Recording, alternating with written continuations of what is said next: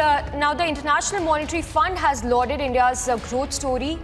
A top official from the International Monetary Fund said that the successful macroeconomic management of the COVID-19 pandemic has resulted in a strong recovery of India's economy, because of which the country is in a better position to face the economic fallout of the current Ukrainian crisis. So IMF there hailing India's growth story and saying that India has successfully managed the macroeconomic situation during the COVID time and is also in a better position to manage the fallout as a result of the Ukrainian crisis. Crispino is reporting from the newsroom. Crispino, over to you. We have the IMF now hailing India's growth story.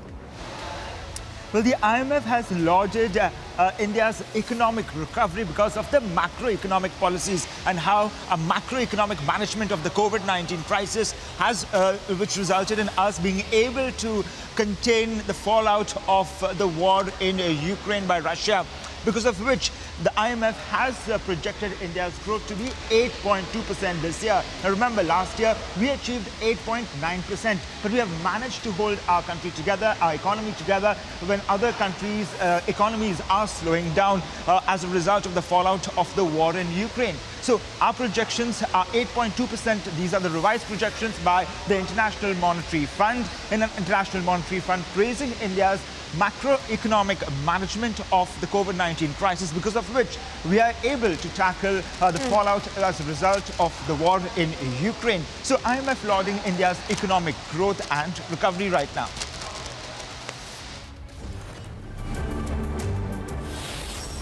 Getting you news in brief. Karnataka government on Wednesday decided to name Shivamogga Airport after former Chief Minister and senior BJP leader B.S. Yediyurappa. Several years and former Minister Ishwarappa had publicly demanded the airport to be named after the Lingaites leader.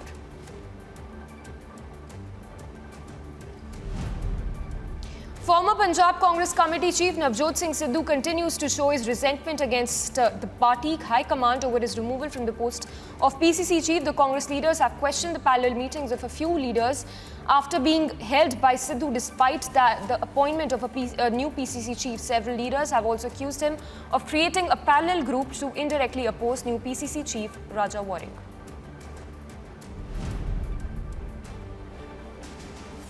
Bangladesh Commerce Minister Tipu Munshi praised West Bengal Chief Minister Mamata Banerjee and said that his country is keen to make investments in the state. Munshi, who was speaking at the inaugural session of Bengal Global Business Summit 2022, said that Indian investors should reciprocate and invest in Bangladesh.